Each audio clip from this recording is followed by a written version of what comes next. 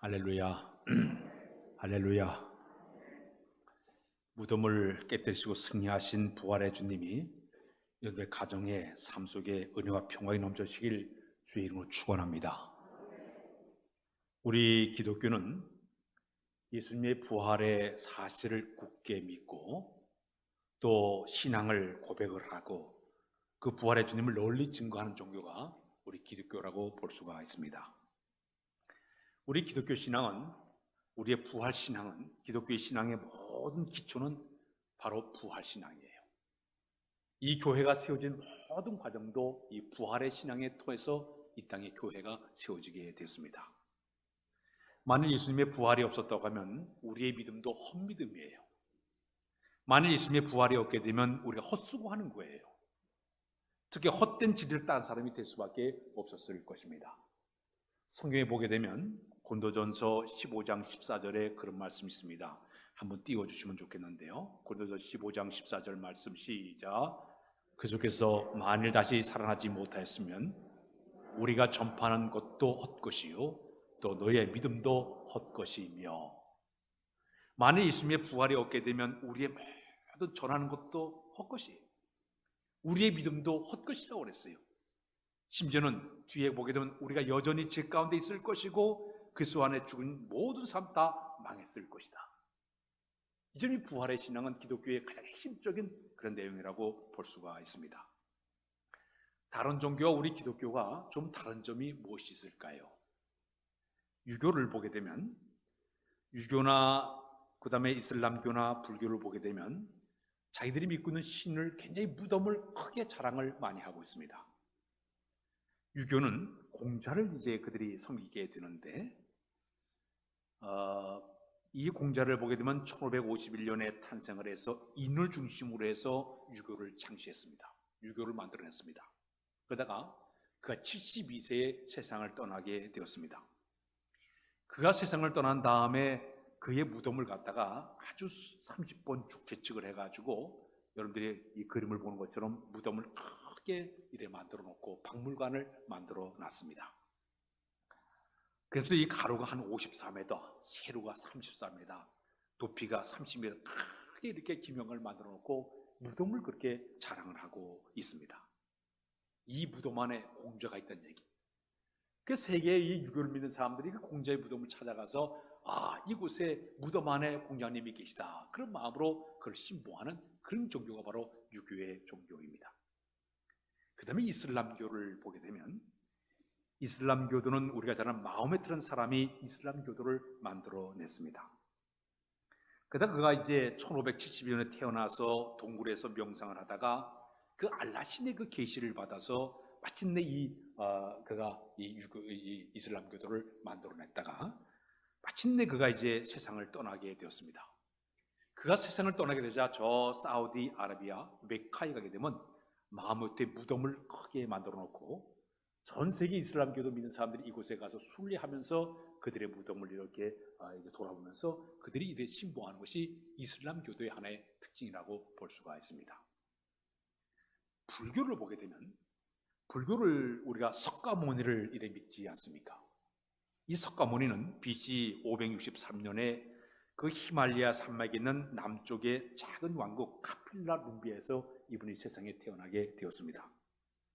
이분이 석가족의 장만왕의 아들로 태어나서 원래 석가모니의 이름이 고마다 시탈 타이고라는 이름을 가지고 있습니다. 그런데 그의 이름이 석가모니의 뜻은 석가족의 성인이 되었다. 그래서 이제 석가모니로 이름을 짓게 되었습니다.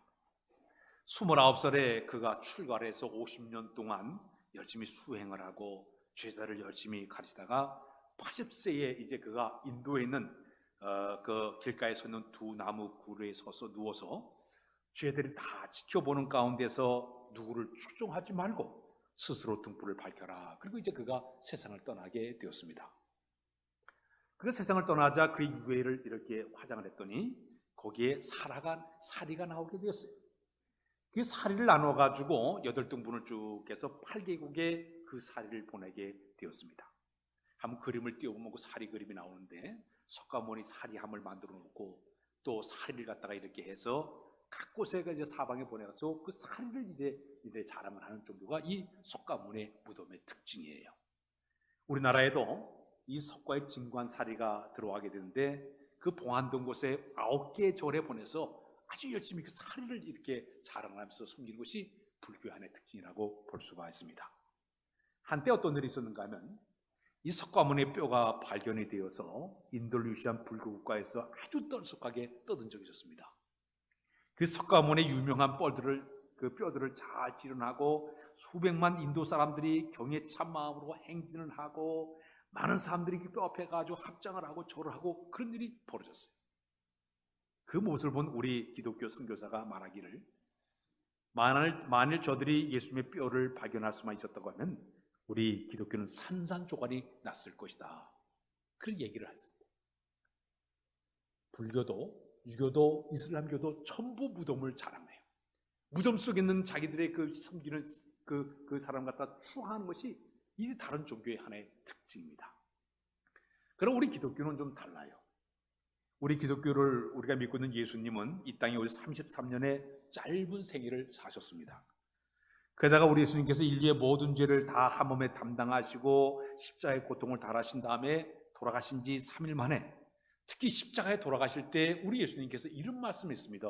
다 이루었다. 다 이루었다. 이 말의 의미는 자기가 이 땅에 온 목적을 다 이루었다.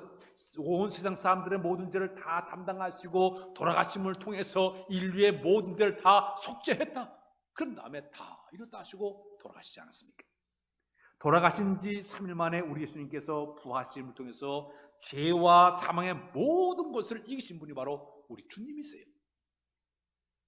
그래서 우리 기독교는 죽은 예수를 믿는 것이 아니라 다시 살아신 예수를 믿는 줄로 믿습니다.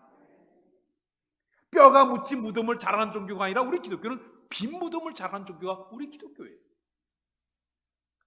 예루살렘에 가게 되면 예수님이 묻혔던 무덤교회가 있습니다. 그곳에 가게 되면 예수님이 돌아가신 지 시신을 누웠던 장소인데 무덤을 봉했던 돌이 굴러서 열려 있어요. 그 앞에다가 이렇게 글을 써놨습니다. 무슨 글을 썼는가 하면 He is not here for your sin. 이게 무슨 말인가 하면 그는 살아났기 때문에 이곳에 계시지 않습니다. 글을 써놨어요. 우리 기독교는 웅장하고 화려한 무덤을 자랑하는 종교가 아니라 이미 다시 살아나서 부활로 승천하신 예수님 빈 무덤을 자랑하는 종교가 우리 기독교예요. 오늘 우리가 부활주를 맞이하고 있는데 우리에게 진실로 믿고 우리가 신앙을 고백하는 신앙이 하나가 있다고 하면 우리 예수님은 돌아가신 분이 아니라 산 주님인 것을 고백해야 될 줄로 믿습니다. 특히 이 아침에 우리 예수님은 우리에게 어떤 신앙의 모습을 선물로 주었냐? 첫 번째 우리 기독교는 승리자 대신 예수를 믿는 그리스도를 기독교로 만들어냈습니다. 따라서 예수님은 승리자가 되셨다. 마귀는 우리 예수님을 십자가에 죽이기 위해서 여러 사람들을 동원했습니다. 제자 중 12명 가운데 이 가룟 유다의 마음속에 사단이 들어가서 자기 스승을 배신하게 만들고 자기 스승을 은삼지에 팔아먹지 않았습니까? 가룟 유다를 사단이 도구로 사용했어요.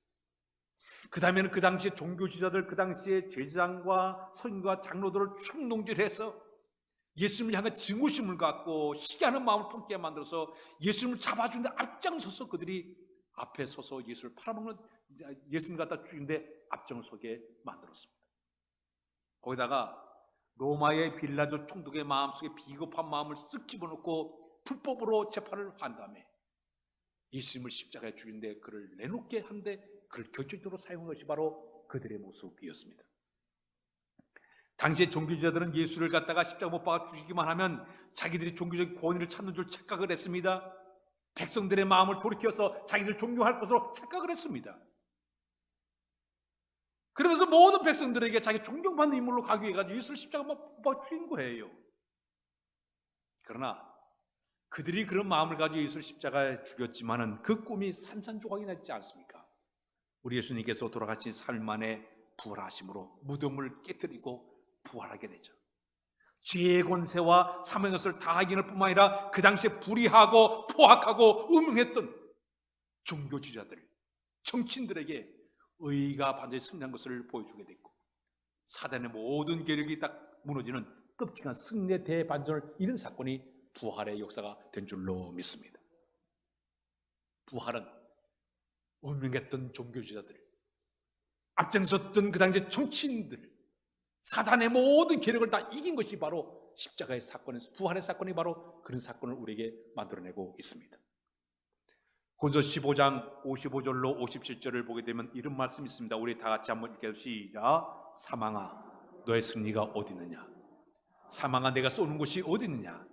사망이 쏘는 곳은 죄요 지혜 권능은 율법이라. 우리 주 예수 그리스도로 말미암아 우리에게 승리 주신 하나님께 감사하노니. 자, 여기 보게 되면 사망아 너의 쏘는 곳이 어디 있느냐? 사망아 너의 쏘는 곳은 죄요 지혜 권능 율법이지만 우리 주 예수 그리스도께서 부활로 통해서 당당하게 승리하셨다고 선포하고 있지 않습니까? 바로 십자가는 죄의 권세를 이기는 승리의 상징물이고 무덤으로 깨뜨려서 탈사하신 예수님의 그 승리를 상징하는 것이 바로 십자가의 부활의 역사가 되게 된 줄로 믿습니다. 로마서 8장 1절 2절에 보게 되면 이런 말씀이 있어요. 우리 한번 읽겠습니다. 시작. 그러므로 이제 그래서 예수 안에 있는 자에게는 결코 정죄함이 없나니 이는 그래서 예수 안에 있는 생명의 성령의 법이 죄와 사망의 법에서 너를 해방하였음이니라. 예수님의 부활을 통해서 우리는 죄와 사망에서 우리가 해방을 받게 된 줄로 믿습니다. 바로 우리 예수님은 이 십자가를 통해서 죄와 사망의 모든 것을 다 이겨내시고 승리하신 것이 바로 부활의 사건이에요. 장로교를 창시한 사람이 존 칼빈이에요. 그는 이 살아생전에도 많은 업적을 남겼지만 죽은 다음에도 영적인 많은 교훈 줄 사람이 바로 이 요한 이제 칼빈이죠. 이 칼빈이 스위스 제네바에서 종교개혁을 일으킨 다음에 처음으로 장로교회를 그분이 이제 창시하게 되었습니다. 그 영향을 받은 존 낙스라는 사람이 스코틀랜드 쪽에 들어가서 그곳에 장로교회를 그가 이제 세우고 많은 그 유럽 지역 각지에다가 이 개혁교회들, 장로교회를 수많이 많이 세운 것이 존 칼빈의 하나의 그 종교개혁의 역사였습니다. 근데 이 존 칼빈이 세상을 떠나면서 유언을 이렇게 했습니다. 내 무덤에는 묘비를 세우지 말아라. 내 무덤은 아예 흔적 없게 하라고 그랬습니다. 그 이유는 내가 지금 죽는다 하더라도 나는 부활의 새 아침이 있기 때문에 절대 나를 갖다가 세상에다 알리지 말아라. 그래서 이제 그의 무덤을 만드는데 묘비도 세우지 않고 그냥 땅 속에다가 묘비를 이렇게 이제 묘지를 썼습니다. 근데 그 후에 그를 추앙했던 사람들이 너무 아쉬워가지고 무덤에다가 이름은 다 넣지 못하고 요한 칼빈의 J라는 말 하나만 거기다가 딱 넣었다고 합니다. 부활 신앙을 믿는 그 신앙이 그의 가운데 있었다는 얘기죠. 오늘날 그리스도인들에게 부활 신앙이 있게 되면 죄와 사망의 것을 이긴다는 그 굳세 믿음이 있는 사람들은요, 죽음을 절대 무서워하지 않습니다. 죽음 앞에 비굴한 마음 품지를 않아요. 죽음 앞에서 우리가 죽음 앞에서 벌벌 공포에 떠는 두려움의 대상이 아니에요. 왜? 예수님께서 부활을 통해서 승리하신 역사가 있기 때문에 우리 마음속에는 죽음 앞에 비겁하거나 비굴하지 않고 당당히 맞서 나가는 승리의 신앙을 우리에게 간직하게 될 줄로 믿습니다. 예수님의 제자들이 12명인데 그 12명의 제자 가운데 가룟유다만 자살을 했어요. 그런데 나머지 제자들은 전부 다 그들이 순교를 하게 됩니다. 예를 들자면 베드로 같은 예수님의 제자는 거꾸로 십자가에 매달려서 죽음을 당하고 말았습니다. 야고보라는 제자는 칼로 목베임을 당해가지고 순교를 당했습니다. 사도 요한은 끓는 감에 집어넣었다가 안 죽게 되니까 반모섬으로 유배를 시켜가지고 거기서 이제 그분만 오래 살았어요. 안드레 같은 경우는 그리스에서 그리스 마드리드에서 X자 십자가에 매달려가지고 그런 순교를 당했습니다. 바돌로메 같은 제자는 알메니아 지역에서 가죽이 완전히 벗긴 채로 그도 순교를 당하고 말았습니다. 빌립 같은 제자는 소아시아 지방에서 돌에 맞아가지고 그는 거기서 교수형에 당한 사람이 바로 빌립이었습니다. 마테라는 제자는 이디오피아 지역에서 활에 맞아가지고 순교를 당했습니다. 작은 야고보는 톱으로 켬을 당해가지고 온몸이 잘라진 상태로 순교를 당했습니다. 시몬 같은 경우는 폭도들에게 습격에 의해 가지고 그는 이제 그리고 순교를 당하고 말았습니다. 대부분의 예수님의 제자들은 다 모두가 순교를 당했어요. 그런데 이들은 한결같이 죽음 앞에서 결코 비겁하거나 주저하지 않았어요. 배신하지 않았어요. 왜 그런지 아십니까? 그들은 모두가 부활로 승리하실 주님을 만나 뵙기 때문에 절대로 그들은 죽음을 무서워하지 않았어요. 순교의 자리에 나가는 영광스럽게 생각하면서 그들은 순교한 사람들이 우리 선배 신앙들 모든 사람들의 신앙의 모습이었습니다. 사랑하는 여러분, 오늘 우리가 이 부활의 이 아침에 우리에게 중요한 신앙의 자세는 죽음을 무서워하지 않고 당당히 승리할 만한 주님을 바라보면서 우리의 신앙도 승리의 신앙이 우리 가운데 있어야 될 줄로 믿습니다. 두 번째는 부활의 신앙은 우리에게 큰 소망을 주신 사건이에요. 따라서 아까 예수님은 우리에게 큰 소망을 주셨다. 우리 기독교는 소망의 종교입니다. 소망이 뭡니까? 장차 될 일을 바라보는 것을 갖다가 소망이라고 얘기합니다. 일반적으로 우리의 소망은 뭡니까? 우리는 이 세상 살며 돈을 많이 벌기를 소원합니다. 세상의 지위와 명예를 갖기를 원하는 것이 우리의 소원일 거예요. 좀 건강해졌으면 좋겠다. 이것이 우리의 마음일 거예요. 출세했으면 좋겠다. 이것이 바로 우리의 마음이에요. 그러나 이것은 이 세상 사는 동안에 잠깐 동안의 현세적인 하나의 소망의 모습입니다. 이 땅에 살아가는 동안에 필요한 하나의 소망의 모습이에요. 그러나 우리 그리스도인들은 새로운 소망이 하나 있는데 이 땅의 소망 뛰어넘어서 내세적인 소망이 있습니다. 이 내세적인 소망은 뭐냐? 내가 이 세상을 떠나는 그날 준비된 하늘나라를 바라보고 그 하늘나라에 영원히 주님과 함께 사는 영원한 생명을 바라보고 사는 것이 우리 성도의 모습이 되는 줄로 믿습니다. 우리 예수 그리스도를 믿는 사람 내세에 주어진 그 구원을 바라보고 저 천국에 이르는 그 영생의 소망을 품고 날마다 산소망을 갖고 사는 것이 우리 성도들의 신앙의 모습이에요. 우리 예수님이 십자가의 부활 이전의 사람들은요, 현세적인 소망만 가지고 살았어요. 뭘 먹고 무엇을 마시고 무엇을 입고 어떻게 살 것인가, 여기에 다 소망 가지고 살았습니다. 특히 아담과 하와가 지은 죄로 말하면 모든 사람들이 사망의 권세에 놓여 있었기 때문에 소망이 없었어요. 절망 속에 살았던 사람들이었어요. 그러나 우리 예수님이 이 땅에 오셔서 십자가상에 돌아갔다가 삶 안에 딱 부활하심을 통해서 천국 가는 길이 열리게 되었습니다. 구원의 길이 열리게 되었습니다. 영원히 사는 영생의 길이 열리게 되었습니다. 어떤 사람에게 줍니까? 예수를 믿는 자들에게는 이 길이 열리게 된 줄로 믿습니다. 요한복음의 3장 16절 우리 다 같이 한번 읽어볼까요? 요한복음 3장 시작. 하나님이 세상을 이처럼 사랑하사 독생자를 주셨으니 이는 그를 믿는 자마다 멸망하지 않고 영생을 얻게 하려 하심이니라. 요한복음 5장의 24절에 보게 되면 이름 맞아 시작. 내가 진실로 진실로 너에게 이르노니 내 말을 듣고 나 보내신 이를 믿는 자는 영생을 얻었고 심판이지 아니하나니 사망에서 생명으로 옮겼느니라. 로마서 2장 7절에 보면 그런 말씀이 있습니다. 시작. 참고 선을 행하여 영광과 존귀와 썩지 않음을 구하는 자에게는 영생으로 하시고. 사랑하는 여러분, 성경을 보니까 전부 말씀이 뭐냐?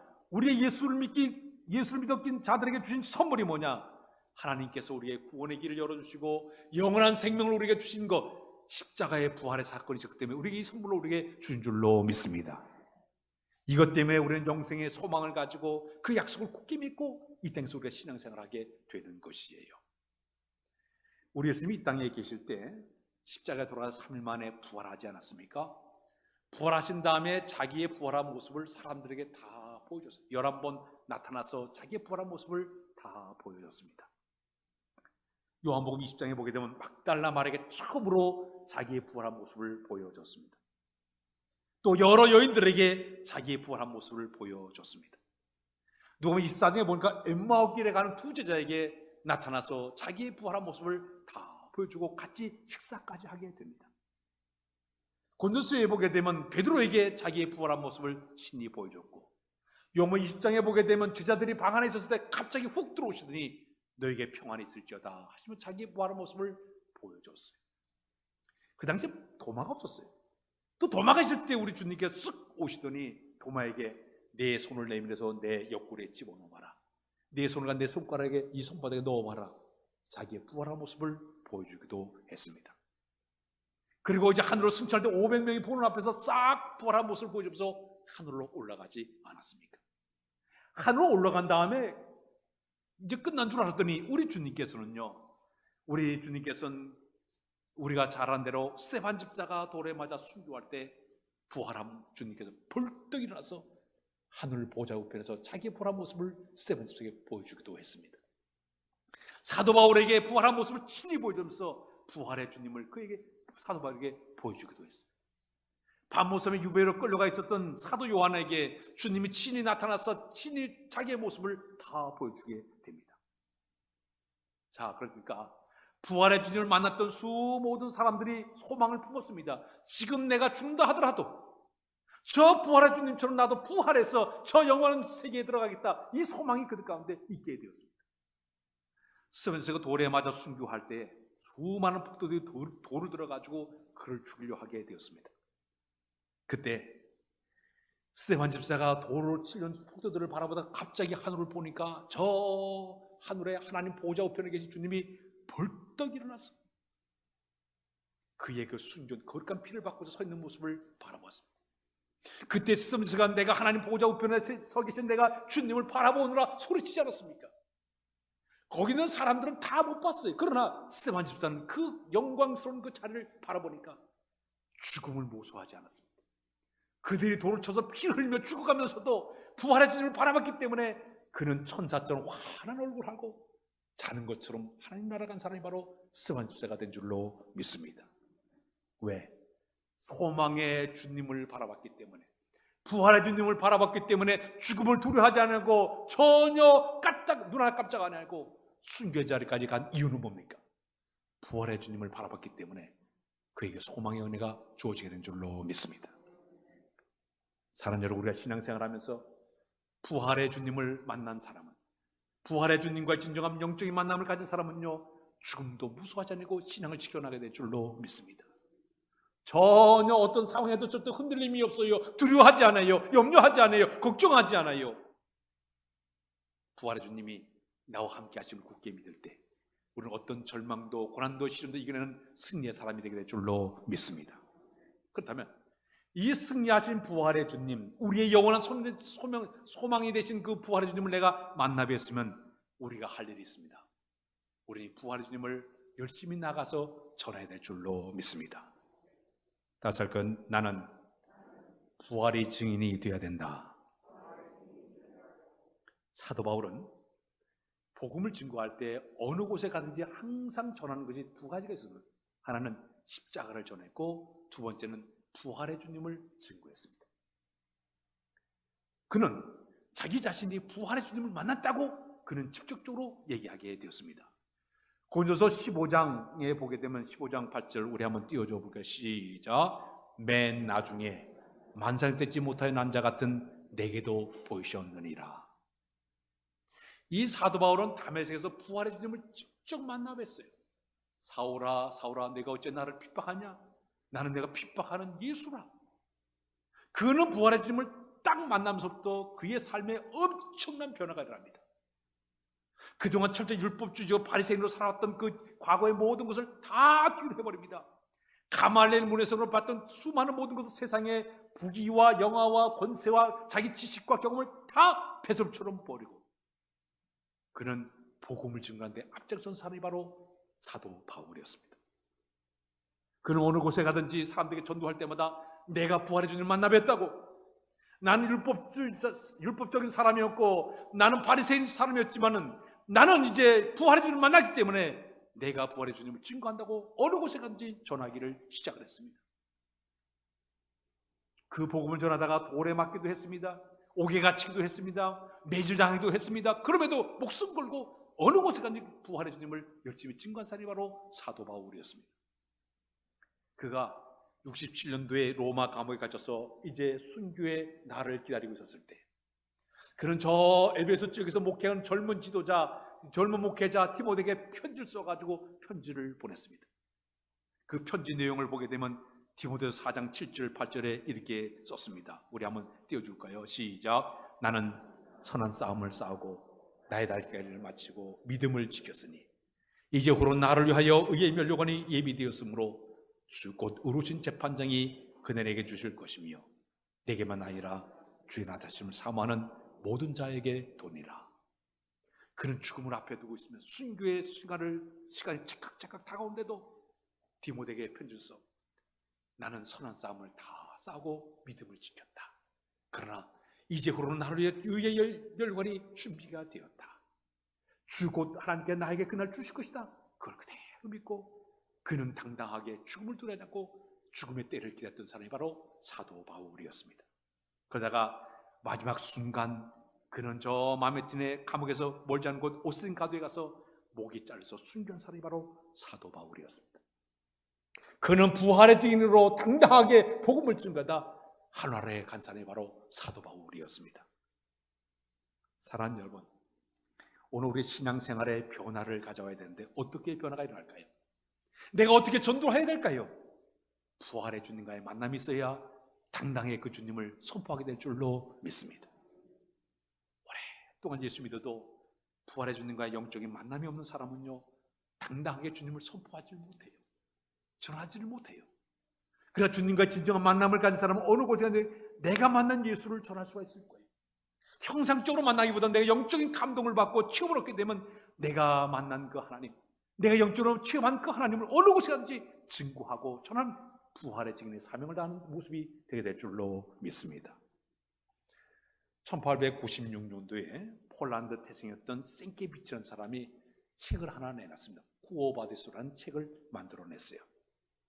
근데 그 배경을 쭉 보게 되면 AD 64년경에 이 네로 황제가 로마 나라를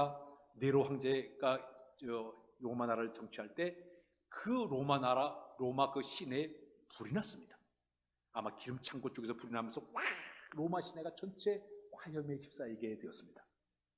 근데 그때 그 화염에 있었는데 14개 구역 가운데 10개 지역이 다 홀랑 불에 타가지고 전 그 로마 시내의 70%가 완전히 화염에 휩싸이고 말았습니다. 그러니까 백성들이 분노하고 민심이 막 들끓기 시작했습니다. 네로 황제에게 그 모두 화살이 돌아오게 되었습니다. 그때 이 네로 황제가 거짓말시킵니다. 이 불을 쏴주는 사람이 기독교인들이 불을 쏴주셨다고 거짓말하게 됩니다. 그러자 이 기독교인들의 엄청난 핍박이 이제 가해지기를 시작했습니다. 막 기독교인들이 불이 막 흩어지기 시작했습니다. 그런데 그 당시 로마 시내의 복음을 증거하는데 수장했던 사람이 바로 베드로 사도였습니다. 지자들이 찾아와가지고 베드로 사도에게 당신 여기 있어서 순교당하면 안 되니까 빨리 이 도시를 피신하라고 얘기하게 됩니다. 그 당시에 노구의 몸이었던 이 베드로 사도가 이제 소년의 손을 잡고서 그가 이제 그 아피아 가도를 향해 가지고 막 이제 그 로마 시를 빠져나가게 되었습니다. 아피아 가도를 향해 가는 저 멀리 갑자기 환상 가운데 부활의 주님이 걸어가는 모습을 바라보게 되었습니다. 그때 베드로가 쫓아가서 주님 앞에 이렇게 쿠오바디스 도미네, 이 말은 주여 어디로 가십니까? 물어봤습니다. 그때 주님께서는 로마로 그랬습니다. 내가 양들을 버리고 가니 내가 다시 십자가에 못 박히기 위해서 내가 로마로 들어간다 그랬습니다. 그때 이 베드로가 주여 절대 그럴 수 없나이다. 자기가 도망가던 발을 옮겨가지고 다시 로마로 들어가게 됩니다. 마침내 로마에 가서 체포를 당한 이 베드로는 마지막 이제 순교의 자리에 나가는데 주님은 이렇게 십자가에 들어서 나는 거꾸로 매달려 돌아가겠다. 그래서 거꾸로 십자가에 달려서 순교당한 사람이 바로 베드로입니다. 그가 순교당한 그 자리에 지금 로마 나라의 성 베드로 성당을 거기다 짓지 않았습니다. 그는 끝까지 부활의 증인으로 이제 하나님께 쓰임받은 사람이 바로 베드로의 모습이었습니다. 오늘 부활절을 맞이해서 우리에게 중요한 신앙이 있습니다. 우리는 승리하신 주님을 바라보면서 삶 속에 승리의 역사가 우리 가운데 있어야 될 줄로 믿습니다. 우리는 산소망 되신 주님을 바라보면서 내가 이 땅에서 수많은 어려움과 고통과 시련이 있다 하더라도, 아니 죽음이 있다 하더라도 저 영원한 하나를 바라보고 소망 속에 나는 우리의 신앙이 되어야 될 줄로 믿습니다. 내가 혹시나 부활의 주님 만났습니까? 사도 바울같이 부활의 주님을 증거하는 여러분들의 증인들이 다 되시길 주님의 이름으로 부탁드립니다. 기도합니다. 이 부활 아침에 부활의 주님 만나 뵙도록 인도해 준 것을 감사합니다. 승리자 된 주님을 만나 뵈었고 소망 가운데 승리하는 우리의 믿음이 되도록 인도하여 주옵소서. 어느 곳까지 날마다 주님을 증거하는 우리 모두가 되도록 인도하여 주옵소서. 예수 그리스도의 이름으로 기도하옵나이다. 아멘.